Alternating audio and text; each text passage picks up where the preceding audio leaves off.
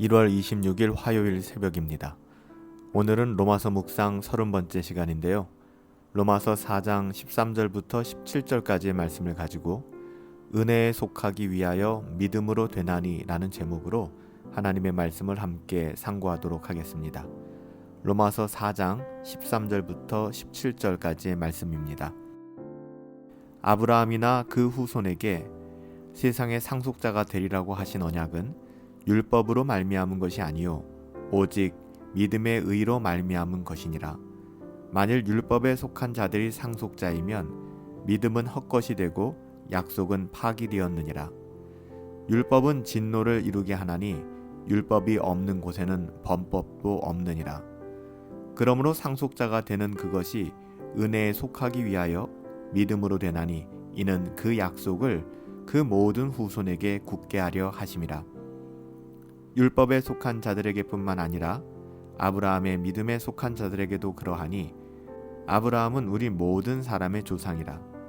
기록된 바 내가 너를 많은 민족의 조상으로 세웠다 하심과 같으니 그가 믿은 바 하나님은 죽은 자를 살리시며 없는 것을 있는 것으로 부르시는 이시니라. 아멘. 하나님께서는 아브라함이 복의 근원이 될 것이라고 창세기 12장 2절부터 3절에 약속해 주셨습니다. 이것을 바울이 어떻게 표현하고 있냐 하면 오늘 본문 13절에서 세상의 상속자가 되리라 하신 언약 이렇게 표현하고 있죠. 하나님께서는 아브라함에게 너는 복의 근원이 될 거야 라고 약속하셨는데 이것을 사도 바울이 오늘 이 약속에 대하여 이렇게 표현하는 것입니다. 세상의 상속자가 되리라 하신 그 언약의 말씀. 여기서 세상이라고 하는 것은 앞으로 하나님의 자녀들이 들어갈 세상, 영원한 세상, 즉 최종적인 구원을 언급하는 것입니다. 이때 하나님께서는 어떤 조건도 제시하지 않으셨습니다. 예를 들면 네가 율법을 모두 지키면 나도 너와 맺은 언약을 지키겠다라고 말씀하시지 않았다는 것입니다. 하나님께서 그렇게 하신 이유는 오늘 본문 14절에 잘 나타나 있는데요.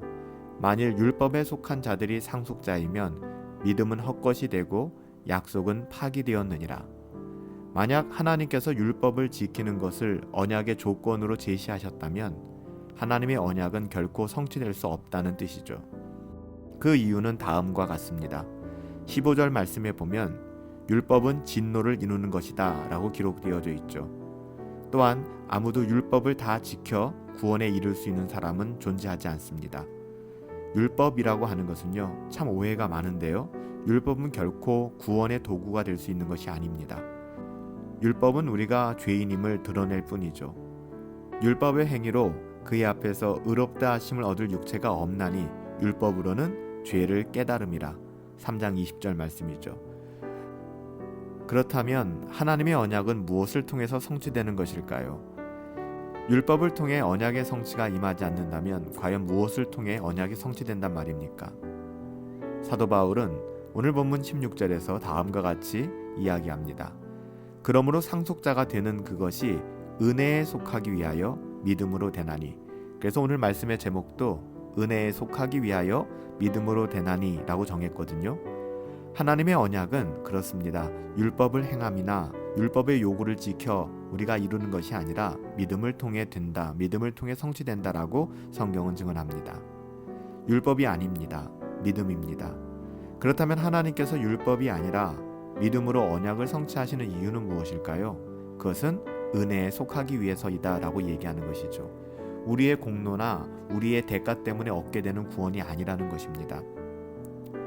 사도 바울은 에베소서에서 이 주제를 좀 더 구체적으로 설명하고 있습니다.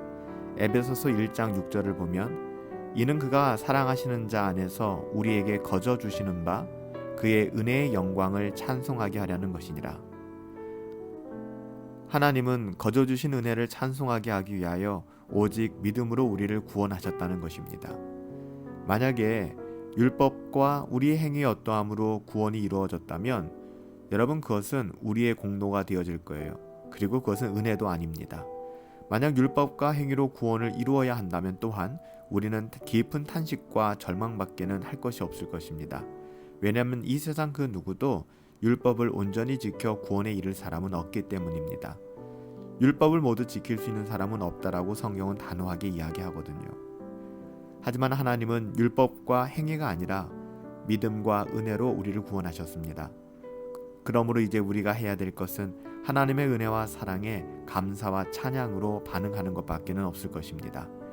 탄식과 절망은 우리와 상관이 없고 불평과 불만도 이제는 우리와 어울리지 않은 옷이 되었다라고 성경은 우리에게 가르치고 있는 것입니다.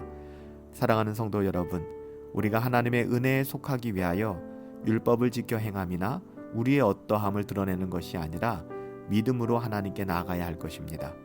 오늘 사도 바울이 증언한 이 말씀처럼 은혜에 속하기 위하여 믿음으로 되나니 하나님께서는 믿음으로 우리를 부르셨고 또 우리의 믿음이 하나님을 영화롭게 할 것입니다. 오늘 하루도 오직 믿음으로 살아갈 수 있는 저와 여러분들 되기를 예수님의 이름으로 축복합니다. 살아계신 아버지 하나님, 저희에게 율법을 요구하지 않으시고 믿음을 요구해 주시니 감사합니다. 율법으로는 심판밖에는 받을 것이 없는 저희들을 믿음을 통해 구원하여 주시니 아버지 하나님, 그 은혜를 어찌다 갚겠습니까? 이런 은혜를 베풀어 주셨사오니 하나님, 우리의 삶이 어떤 환경과 어떤 상황 속에서도 항상 감사하며 하나님만을 찬양하며 살아갈 수 있도록 은혜 내려 주시옵소서. 하나님의 은혜에 속하기 위하여 우리 어떠함이 아닌 믿음으로 우리를 부르셨습니다. 그 믿음 따라 살아갈 수 있는 저희들 되기를 간절히 소원하옵고 예수님의 이름으로 기도하옵나이다. 아멘. 오늘 하루도 하나님의 은혜 가운데 깊이 들어갈 수 있게 되길 바랍니다. 은혜에 속하기 위하여 믿음으로 우리를 부르셨어요. 믿음 따라 살아갈 수 있는 우리 모두가 되기를 예수님의 이름으로 축복합니다. 오늘 하루 승리합시다.